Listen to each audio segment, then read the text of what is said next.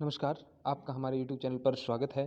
आज हम चूँकि हम लोक प्रशासन की सीरीज़ कर रहे हैं और लोक प्रशासन की सीरीज़ में आज हम लोक प्रशासन का महत्व विषय को अध्ययन करेंगे। लोक प्रशासन का महत्व यूनिट नंबर 1 के टॉपिक में दिया हुआ है। सिलेबस में आपको कल दिखा दूँगा, उसमें ये मेंशन है लोक प्रशासन का महत्व।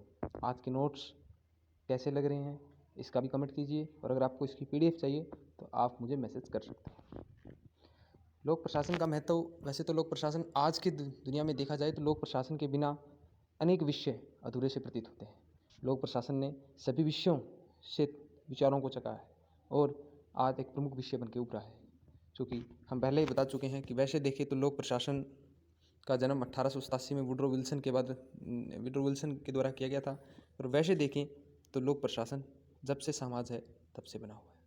लोक प्रशासन अनेक विषयों में कारगर है जिसका हम अध्ययन करेंगे, जैसे कि सरकार के उद्देश्य प्राप्त करने का साधन। सरकार जो जनता के प्रतिनिधि हम चुनते हैं उसका काम होता है नीति निर्माण करना। यानी देखो, प्रशासन और शासन में यही अंतर है। शासन का काम होता है नीति बनाना, जबकि नीति को क्रियान्वित करना लोक प्रशासन का महत्व है। तो लोक प्रशासन सरकार द्वारा बनाई हुई नीतियाँ कैसी होगी इसका निर्धारित करता है, तो बहुत ही महत्वपूर्ण योगदान देता है नीति क्रियान्वयन के दौरान। और उन क्रियान्वयन के दौरान जो कानून उनके द्वारा बना दिए गए हैं, जो आदेश आते हैं उसको लागू करवाना बहुत प्रमुख काम होता है लोक प्रशासन का। यानी अगर नीति प्रभावित रूप से कार्रवाई, जैसे ऊपर से किसी एक बार आडवाणी जी का भी और राजीव गांधी जी की भी कहावत है कि ऊपर से अगर 1 रुपया आता है तो नीचे वाले तक 18 पैसे ही पहुंच पाते हैं। तो बीच में जो ये सिस्टम में गड़बड़ाहट हो रही है, ये किस वजह से हो रही है? नौकरशाही की वजह से, प्रशासन की वजह से। तो प्रशासन में सुधार की जरूरत है। पर ये 18 पैसे भी जा रहे हैं, यह हो सकता है इसको बढ़ाया जाए, तो ये बढ़ाएगा भी तो कौन? प्रशासन ही तो बढ़ाएगा। तो प्रशासन निश्चित रूप से महत्वपूर्ण है। जन कल्याण का एक विकासशील देशों में PPP इसलिए कामयाब नहीं हो सकता, आप में से किसी ने कमेंट भी नहीं किया, क्योंकि यहाँ पर PPP में क्या होता है, बाजार का ऑप्शन उपलब्ध होता है। NPA आया था, NPA के बाद NPM आया, जहाँ पे ये कह दिया गया कि नागरिक के से ज़्यादा उपभोक्ता पे जोर दिया जाए। अब उपभोक्ता पे जोर दोगे, पर उपभोक्ता वही व्यक्ति होगा ना जिसके पास परचेजिंग पावर है, जिसके पास खरीदने की क्षमता है। अब विकासशील देशों में तो गरीब लोग ज़्यादा है, तो गरीब लोग ज़्यादा हैं तो वहाँ पर तो संसाधनों का अभाव है, ऑप्शंस उनके पास है नहीं। तो यानी उदाहरण के लिए जियो का कोई टावर मैं आपको पहले भी बता चुका हूँ, जम्मू कश्मीर के पहाड़ों में क्यों लगाएगा जहाँ पे लोग ही नहीं है। अगर सपोज करो 1000 व्यक्ति हैं 10-15 किलोमीटर के दायरे में लद्दाख में, तो वहाँ टावर और कंपनियों के नहीं, वहाँ BSNL को ही लगाना पड़ेगा। तो जन कल्याण का काम कौन करता है? राज्य करता है, और राज्य के माध्यम से लोक प्रशासन करता है। तो प्राइवेटाइजेशन कितना भी हो, प्राइवेटाइजेशन का एक दुखद रूप यही है, क्योंकि इससे आय की असमानता बढ़ती है, अमीर अधिक अमीर हो जाता है, वह गरीब व्यक्तियों तक संसाधन नहीं पहुंच पाते, तो उस संसाधन को पहुंचाने का काम लोक प्रशासन का है। यानी दीनहीन व निर्योग्यता युक्त व्यक्तियों को राज्य द्वारा विशेष प्रयासों के माध्यम से मुख्य धारा में लाने का प्रयास किया जाता है, क्योंकि राज्य का कल्याण संवैधानिक कल्याण है। संविधान में DPSP राज्य की नीति निर्देशक तत्व जो संविधान के भाग 4 में उल्लेखित है, आर्टिकल 36 से लेके 51 तक, उनके अंदर निर्देशित है। ये राज्य का कर्तव्य है कि वो जन कल्याण करे, और कराता किसके माध्यम से? लोक प्रशासन के माध्यम से। अनेक सुविधाएं चलाता है, जैसे कोविड काल में ले लीजिए, अगर दिन रात कोई प्रशासन चल रहा है तो स्वास्थ्य विभाग चल रहा है। फ्रंट वॉरियर, कोरोना वॉरियर के नाम से उन्हें ख्याति दी जा रही है। निश्चित रूप से प्रशासन इसमें योग्य और महत्वपूर्ण कदम निभाता है। वाहक व रक्षक,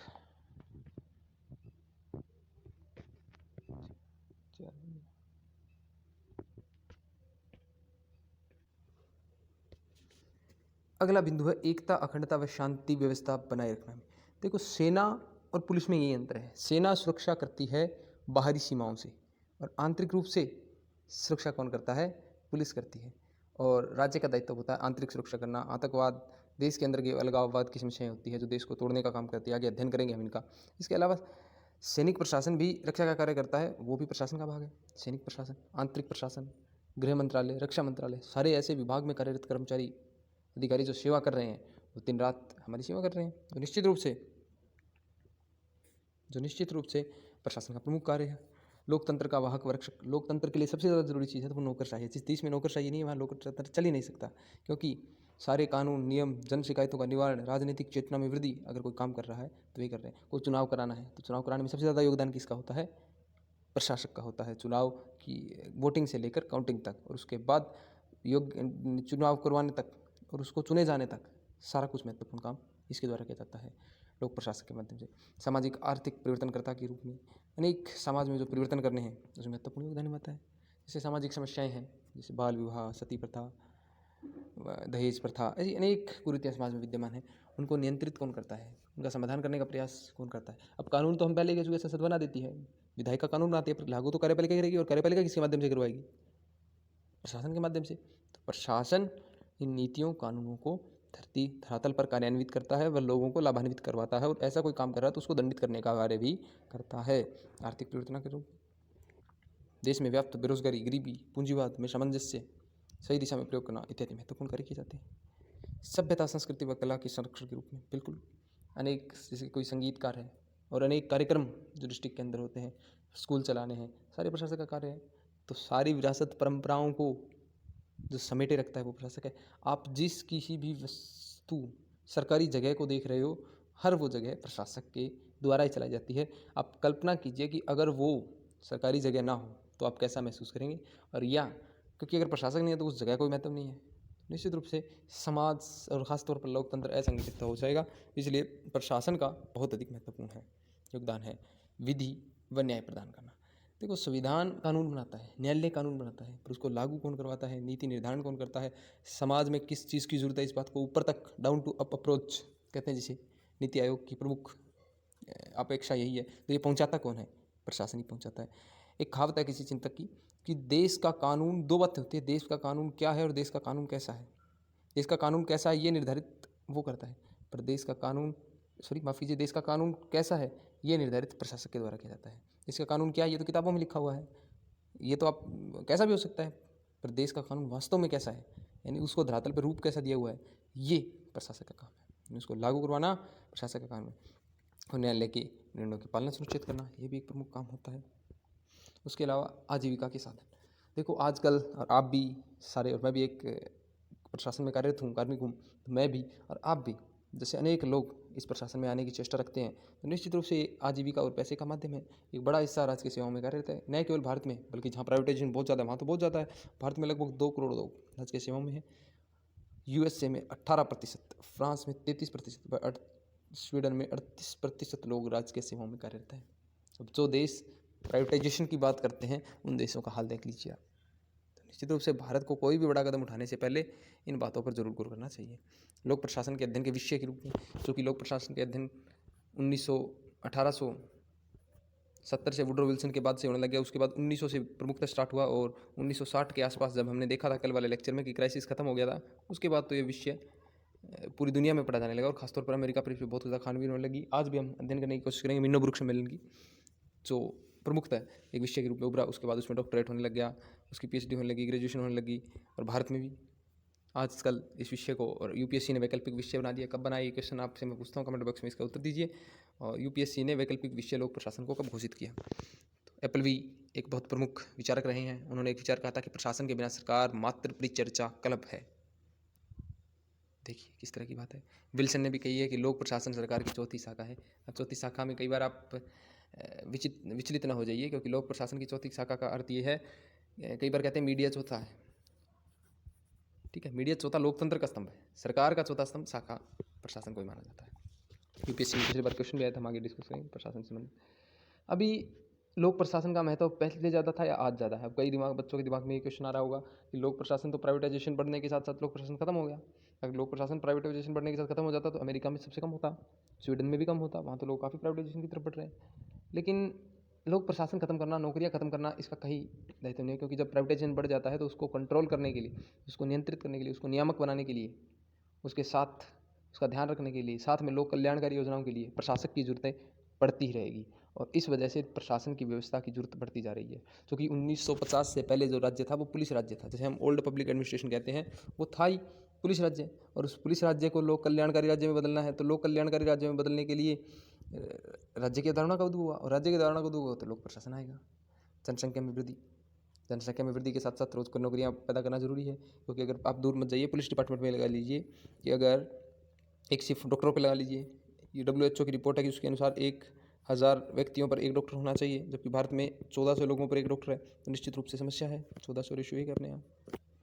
तो जनसंख्या बढ़ रही है तो डॉक्टरों की संख्या बढ़ेगी, डॉक्टर बढ़ेंगे तो लोक प्रशासन बढ़ेगा, तो लोक प्रशासन निरंतर रूप से बढ़ता रहना चाहिए, तभी देश विकास कर सकता है। पर्यावरणीय समस्याएं, आजकल विश्वव्यापी समस्याएं पैदा हो गई है। सस्टेनेबल डेवलपमेंट गोल, सतत विकास के लक्ष्य निर्धारित किए गए हैं। उन लक्ष्यों को प्राप्त करने के लिए भी 17 लक्ष्य हैं, कभी अध्ययन करेंगे आगे। वर्ग संघर्ष, आजकल संघर्ष भी बढ़ते जा रहे हैं, सांप्रदायिक दंगे, जातीय हिंसा और आंदोलन की बढ़ते जा रहे हैं। उन आंदोलनों को नियंत्रित नहीं कहूँगा मैं, उन आंदोलनों के लिए भी सरकार को कुछ कदम उठाने जरूरी होते हैं। नस्ल भेद के अलावा भी आतंकवाद, नक्सलवाद, साइबर क्राइम, औद्योगिक क्रांति, अनेक ऐसे महत्वपूर्ण मुद्दे हैं जिस वजह से लोक प्रशासन की आवश्यकता बढ़ती जा रही है। और आप देख सकते हैं, अगर ट्राई जैसी एजेंसी ना होती, एक नियामक आयोग की स्थापना की अभी बढ़ती जा रही है, जो कि न केवल प्राइवेट सेक्टर को नियंत्रित करती है बल्कि सरकारी सेक्टर को भी नियंत्रित करती है। जैसे ट्राई के नियम है वो न केवल प्राइवेट कंपनी बल्कि बीएसएनएल पे भी लागू होते हैं। बीएसएनएल पे भी लागू होते हैं, इसका अर्थ ये हुआ कि ये लोक प्रशासन है, पर लोक प्रशासन राज्य से अलग रहकर लोक प्रशासन है। लोक प्रशासन को हम राज्य से अलग कर सकते हैं पर छोटा नहीं मान सकते। लोक प्रशासन जरूरी है। अब एलपीजी के बाद लोक प्रशासन का बदलता स्वरूप देखिए, मैं ओल्ड पब्लिक एडमिनिस्ट्रेशन आप मान के, ये ऐसी धारणा है जो आपको याद ही रखनी ही पड़ेगी, और याद रखना लोक प्रशासन के विद्यार्थियों के लिए प्रमुख भी है। ओल्ड पब्लिक एडमिनिस्ट्रेशन सबसे पहले आया 1950 तक अवधारणा थी। इसे लोक प्रशासन, परंपरागत लोक प्रशासन भी कहते हैं। इसमें अनेक कमियां थी क्योंकि उस समय राजा का काम होता था सिर्फ नियंत्रण करना, जनता को कंट्रोल करना। लेकिन जैसे ही जनता जागरूक होने लगी, शिक्षित होने लगी, आर्थिक रूप से सक्षम होने लगी, उसने पूरे विश्व को देखा, घूमा जाना, तो उसको समझ में आया कि प्रशासन नियंत्रित करना काम नहीं, प्रशासन से उसकी आकांक्षाएं बढ़ गई, उम्मीदें बढ़ गई, इसलिए प्रशासन को बदलना पड़ा और एक कंपैरेटिव पब्लिक एडमिनिस्ट्रेशन नाम की वस्तु और चीज़ आई, जिसमें पूरे देशों के, और ये महत्वपूर्ण टॉपिक भी और यूनिट भी है सिलेबस में, तब इसका डिफाइन करेंगे कि विभिन्न देशों के लोक प्रशासनों की तुलनात्मक अध्ययन किया गया और लोग जागरूक हुए। और ख़ास तौर पर ये क्रांति अमेरिका में आई। अमेरिका में उसके बाद एनपीए आया, नव लोक प्रशासन। अगर समय रहा तो आज हम इसका अध्ययन भी करेंगे। तो नव लोक प्रशासन आया, इस प्रशासन का काम था राज्य कल्याणकारी हो और राज्य जनता की उम्मीदों अनुसार हो, जनता की उम्मीदों को पार करे, प्रासंगिक हो। 4-5 मुद्दे थे उसके, 3 E's + 4 D's, आगे देखेंगे क्या है। तो ये आया। एनपीए के बाद फिर एक और डिमांड उठी कि एनपीए था वो सरकार तंत्र को ज़्यादा करता था, और 1960, 70, 80 के दशक हैं और स्वर्णिमकाल माने जाते हैं लोक प्रशासन के, नवीन लोक प्रशासन के मैं कह रहा हूँ। उसके बाद पब्लिक चॉइस थ्योरी आई, लोक चयन उपागम। इसका प्रमुख काम ये था कि बाजारवाद को बढ़ावा दिया जाए, क्योंकि लोग और अधिक शिक्षित हो गए थे तो लोगों को और अधिक छूट होनी चाहिए कि वो बाज़ार से क्या खरीदते हैं, क्योंकि जब बाज़ार से खरीदने की छूट नहीं होगी, उन्हें चयन की छूट नहीं होगी, तो निश्चित रूप से लोकतंत्र में प्रभावी नहीं है वहाँ, तो लोकतंत्र के लिए खतरा पैदा हो गया। और उसके बाद आया न्यू पब्लिक मैनेजमेंट 1988 के आसपास, 90 के आसपास। तो जब नव लोक प्रबंधन आया तो इसने पूरी तरह से कह दिया कि राज्य का काम केवल जरूरी जगहों पर ही संचालन करे, बाकी सारे को बाजारवाद, प्राइवेटाइजेशन कर देना चाहिए। पूरे विश्व में इसकी मांग उठी, भारत जैसे देशों को भी एलपीजी करना पड़ गया। और एलपीजी करने के बाद लोक प्रशासन का महत्व में क्या बदलाव आया उसके बाद देखते हैं। तो राज्य का 1990 के बाद बदलता स्वरूप, 1990 के बाद एलपीजी आ गया। एलपीजी आया तो एलपीजी आया प्लस एनपीएम आया, यानी अधिक बाजारवाद, न्यून राज्यवाद।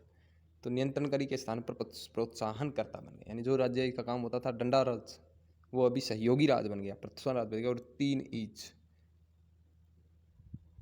पर जोर दिया गया, इकोनॉमिकली, एफिशिएंटली, और एक और शब्द होता है इसका, वो ध्यान नहीं आ रहा मुझे एक बार। लोक प्रशासन में जनसंपर्क और जनसहभागिता पर बल मिला, लोग जागरूक होने लग गए, प्रशासन के साथ जुड़ना, आना, बैठना उन्होंने शुरू कर दिया, जिस वजह से भी लोक प्रशासन की जवाबदेही बढ़ी, स्वरूप बदल गया। अब गोपनीयता खत्म होती जा रही थी, इस वजह से अनेक सुधार किए गए, जैसे आरटीआई आया, ओम्बड्समैन, सोशल ऑडिटिंग जैसे नवाचार हुए, और नागरिक अधिकार पत्र जैसे भी वस्तुएं सामने आई। ई गवर्नेंस, इंफॉर्मेशन टेक्नोलॉजी आने के बाद MIS सिस्टम में भी सुधार हुआ। अनेक संस्थाओं द्वारा भी दबाव डाला गया कि आप शासन को सुधार कीजिए। और आपको जानकर हैरानी भी होगी कि 1990 के दौरान भारत में एलपीजी आया था, उसके पीछे एक प्रमुख कारण ये था कि भारत पर बाहरी संस्थाओं का दबाव था, क्योंकि भारत को लोन कोई देश दे नहीं रहा था और भारत के पास कर्जे की स्थिति थी, समाजवाद था हमारे पास। तो उस स्थिति से निपटने के लिए भारत पर अनेक वित्त संस्थाओं द्वारा दबाव बनाया गया कि आप अपने देश में गुड गवर्नेंस को लागू कीजिए। तो आज लोक प्रशासन का जो स्वरूप है वो गोपनीय नहीं रहा। हर कोई व्यक्ति, जो प्रशासन और जनता के बीच में जो दूरी थी वो निरंतर घटती जा रही है। तो आज प्रशासन ज़्यादा जवाबदेह बन गया है, प्रशासन की अकाउंटेबिलिटी निर्धारित हो गई है, नियंत्रण जनता द्वारा भी होने लग गया है प्रशासकों पर, और उनके सत्यनिष्ठा और कोड ऑफ कंडक्ट में भी सुधार किया गया। तो निश्चित रूप से समय के साथ साथ लोक प्रशासन में भी सुधार हुआ है। जिस लोक प्रशासन नौकरशाही से जनता डरती थी, आज वो उसके सहयोगी के रूप में कार्यरत है। अतः निश्चित रूप से लोक प्रशासन के क्षेत्र में काफ़ी कुछ सुधार हुआ है और सुधार जरूरी भी है लोकतांत्रिक देश में खासतौर पर। तो विकासशील देश में प्रशासन की क्या भूमिका है, ये भी सिलेबस में मेंशन है। और विकसित देश में प्रशासन की क्या भूमिका है, ये हमने चूंकि एक बार पहले भी अध्ययन किया था, पर उतना विस्तारित रूप से नहीं कर पाए थे, जो आज हम करेंगे। विकासशील देश में मैंने पहले भी बताया था, जो नौकरशाही है वो एज ए नेता भी काम कर सकती है, एज ए सहायक भी काम कर सकती है, यानी दोस्त, नेता, सहायक, दोस्त, राजा की तरह कार्य कर सकती है। यानी वहाँ पर अलग अलग ज़रूरतें होती है। उदाहरण के लिए आज जो हॉस्पिटल्स के डॉक्टर हैं वो भगवान के रूप में, नेता के रूप में कार्य कर रहे हैं, जबकि नॉर्मल दिनों में वो सहायक के रूप में काम करते हैं। इसी तरह आज जो डिस्ट्रिक्ट कलेक्टर है वो नेता के रूप में कार्य कर रहे हैं। तो निश्चित रूप से नौकरशाही भारत में बदलती रहती है, और भारत जैसे विकासशील देशों में तो भ्रष्टाचार, लेकिन इसकी विशेषताएं भी हैं। यहाँ पर कुछ समस्याएं भी विद्यमान है, क्योंकि परंपरागत रूप से जो ऊपर की कमाई नाम से एक विद्यमान कंसेप्ट है, जिस वजह से यहाँ पे भ्रष्टाचार व लाल फीताशाही देखने को मिलती है। और एक क्वेश्चन उठ जाता है आप में कि भारत में जो ये प्रशासन में समस्याएं विद्यमान है, इसका प्रमुख कारण क्या है। तो इसके दो प्रमुख कारण हो सकते हैं, एक है औपनिवेशिक काल और दूसरा भारत की संस्कृति। माफ़ कीजिए पर सच यही है। भारत की संस्कृति में, मैं किसी एक धर्म पर्टिकुलर पर नहीं कह रहा, पर भारत की संस्कृति पर बाहरी राजाओं का राज रहा है। उन्होंने हमेशा ही जनता को शोषित करने का प्रयास किया है, और उस प्रशासन, वही प्रशासन पीढ़ी दर आगे चल रहा है। अंग्रेजों ने भी उसका विस्तार किया और आज भी वही कहीं ना कहीं विस्तारित है। पर आज स्वशासन, सुशासन आने के बाद से इन परंपराओं में सुधार हुआ है। तो प्रशासन औपनिवेशिक विरासत है, सहभागिता की कमी, क्योंकि अफसरशाही मानते हैं कि हम लोगों से अलग हैं, पहले माने जाते थे। एनपीए के काल से काफ़ी कुछ सुधार हुआ है। प्रशासन में प्रतिबद्धता का अभाव, आक्रमण्यता व रूढ़िवादिता आज भी देखने को मिलता है। ये प्रशासन के अंदर भी देखने को मिलता है। जो संगठन में कार्मिक आप जब भी बनोगे तो आपको भी अंदर भेदभाव की कुछ स्थितियां पैदा होगी। जो आपके सीनियर्स है उससे भी सीनियर्स है, वहाँ समस्या निश्चित रूप से विद्यमान है। रूढ़िवादिता, वो बदलना नहीं चाहते। जैसे इन्फॉर्मेशन टेक्नोलॉजी आई, ई गवर्नेंस को प्रमोट किया सरकार ने, पर प्रशासक आज भी नहीं चाहते कि गुड गवर्नेंस बने, इसलिए वो रूढ़िवादी बने रहना चाहते हैं। जबकि विकसित देशों में प्रशासन की विशेषताएं कुछ अलग ही है। निश्चित रूप से समस्याएं यहाँ वहाँ भी है, मैं नहीं कहता समस्याएं नहीं है, पर विकेंद्रीकृत प्रशासन। रिक्स ने अपना मॉडल दिया था, रिक्स मॉडल, उसका हम आगे अध्ययन भी करेंगे। तो उसमें भारत को प्रिज्मेटिक कहा है उसने, यानी यहाँ पर कई संस्थाएं होती है, कम संस्थाएं होती है और वो कई काम करती है। जबकि विकसित देश में क्या होता है, एक संस्था और एक ही फंक्शन पे आधारित होती है। तो ये दोनों देशों में अंतर है। तो विकेंद्रीकृत प्रशासन होता है राष्ट्रीय कानूनों के प्रति प्रतिबद्धता, जवाबदेह और उत्तरदायी प्रशासन, पेशेवर नौकरशाही, ये एक प्रमुख काम है। भारत में क्या है कि आप उच्च लेवल पे देखोगे, अब आप क्वेश्चन उठाओगे कि क्या पेशेवर भारत में नहीं है, क्या भारत में डीसी पेशेवर नहीं है, क्या आईपीएस पेशेवर नहीं है, यूपीएससी एग्जाम कंडक्ट करती है वो पेशेवर नहीं है। जी बिल्कुल पेशेवर है। ये तो भारत में नहीं पूरी दुनिया में पेशेवर व्यक्तियों में से शुमार है। लेकिन समस्या आती है स्थानीय शासन पर। स्थानीय शासन जितना जितना आप नीचे जाओगे डिपार्टमेंट्स में, राज्य लेवल पर जाओगे, उतनी ही अनियमितताएं बढ़ती जाएगी। छोटी पोस्टों पर जाओगे तो काम तो उनको करना है, जनता से भागीदारी उनकी है। आईएएस तो जनता से मिल नहीं सकता, तो आईएएस तो अच्छा है, पर जो नीचे वाले नौकरशाही है उसमें निश्चित रूप से समस्याएं विद्यमान है। तो पेशेवर नौकरशाही वहाँ है, भारत में इसका अभाव है। जन सहभागिता वहाँ देखने को मिलती है, क्योंकि वहाँ प्रशासक जनता के सहयोगी के रूप में कार्य करते हैं, और जनता बिल्कुल भी नहीं डरती है प्रशासनों से। प्रशासनिक संरचना व तार्किक व स्वतंत्र। यहाँ पर राजनीति का हस्तक्षेप भी देखने को मिलता है, लेकिन वहाँ राजनीतिक हस्तक्षेप देखने को नहीं मिलता है, क्योंकि कार्यपालिका इज टोटली डिफरेंट देन विधायिका। अधिकतर विकसित देशों में, जैसे अमेरिका में, शक्तियों का प्रतिकरण का सिद्धांत है। तो एक सम्मिलित रूप में प्रशासन की भूमिका में दोनों देशों को अगर मिला के कहना चाहूँ तो क्या कह सकता हूँ, सरकार के उद्देश्य प्राप्त करने का साधन, यानी राजनीतिक टूल, हम पहले भी देख चुके हैं। जन कल्याण का माध्यम, नीति क्रियान्वित करना, लोगों तक योजनाएं पहुँचाना, एकता, अखंडता, लोकतंत्र का वाहक, सामाजिक आर्थिक परिवर्तनकर्ता के रूप में, विधि में न्याय प्रदान करना, आजीविका का माध्यम। आजीविका का माध्यम हम देख चुके हैं। तो निश्चित रूप से लोक प्रशासन पहले से अधिक काम, अगर एक शब्द में उत्तर देने को कहा जाए कि लोक प्रशासन की आज भूमिका बड़ी है घटी, तो भूमिका बड़ी है। उसका दायरा बढ़ा है, उसका क्षेत्र बढ़ा है, उसकी संख्या निश्चित रूप से बढ़ेगी, क्योंकि अमेरिका जैसे देशों में बढ़ती जा रही है। अध्ययन के विषय में आज इसका आपदा, मानवीय आपदा के निवारक के रूप में प्रशासक सबसे आगे होते हैं। आज भी अनेक प्रशासक कोरोना के काल में निश्चित रूप से कोरोना वॉरियर के रूप में उभर रहे हैं। मानवाधिकारों का संरक्षण, सामाजिक, आर्थिक, राजनीतिक, सामाजिक, सांस्कृतिक परिवर्तनकर्ता के रूप में भी इसका महत्व है। लोक प्रशासन के विषय के रूप में विकास, तो इस प्रकार के पोर्शन को तो हम पहले ही अध्ययन कर चुके हैं। निकोलस हेनरी के समान का प्रतिमान है, तो 1887 से पहले का हमारे सिलेबस में नहीं है। अगर है कुछ तो वो पेपर 2 में है, वो वहाँ डिस्कस करेंगे। ठीक है। तो लोक प्रशासन का उद्भव अमेरिका में ही क्यों हुआ, मैं पहले भी आपको बहुत बार बता चुका हूँ कि पब्लिक एडमिनिस्ट्रेशन जो सिस्टम है वो वुडरो विल्सन के एक लेख से निकला है। The study of administration, the political quarterly नाम की एक किताब थी, वहाँ से वुडरो विल्सन ने कहा है। तो वुडरो विल्सन ने अमेरिका में ही जनक खोज क्यों की, तो निश्चित रूप से अमेरिका लोकतांत्रिक देश था काफ़ी पुराने समय से ही। वहाँ पर संविधान था, लोग जागरूक थे, पैसे थे, उनकी स्थिति काफ़ी अच्छी थी, पर लोग साक्षर भी थे, पर वहाँ पे एक लूट प्रणाली, स्पॉइल सिस्टम विद्यमान था। यानी जो सरकार आती थी वो अपने अनुसार कार्मिकों की भर्ती करती थी और सरकार चली जाती थी तो कार्मिक गिर जाते थे। तो कार्मिक की डायरेक्टली प्रोपोर्शनल टू सरकार, सरकार गई कार्मिक गए, तो कोई निश्चित कार्यालय नहीं था, इसलिए वो काम भी नहीं करते थे। तो इसलिए लूट जो प्रणाली है, ये इसका क्वेश्चन भी आया था 2019 मेंस में कि लूट प्रणाली किस प्रकार हानिकारक है, इससे संबंधित कुछ अध्ययन करेंगे। तो यूएसए में लूट प्रणाली थी, लूट प्रणाली हर जगह थी, पर वहाँ के लोग शिक्षित थे, जागरूक थे और लूट प्रणाली व्यापक रूप से विद्यमान थी। आज भी 10-15% तो है, हर देश में है। भारत, आप सौभाग्यशाली हो कि प्रत्यक्ष रूप से भारत में लूट प्रणाली नहीं है, बाकी अनेक देशों में लूट प्रणाली है। उदाहरण के लिए अमेरिका का राष्ट्रपति सचिव डायरेक्टली निर्धारित कर सकता है, जैसे डोनाल्ड ट्रंप की बेटी, वहाँ का ट्रंप पहले सचिव थी। भारत में ऐसा सचिव नहीं, पद सचिव का पद नहीं कर सकता कोई। हाँ, लेटरल एंट्री आई है, पर उसमें भी पारदर्शिता है।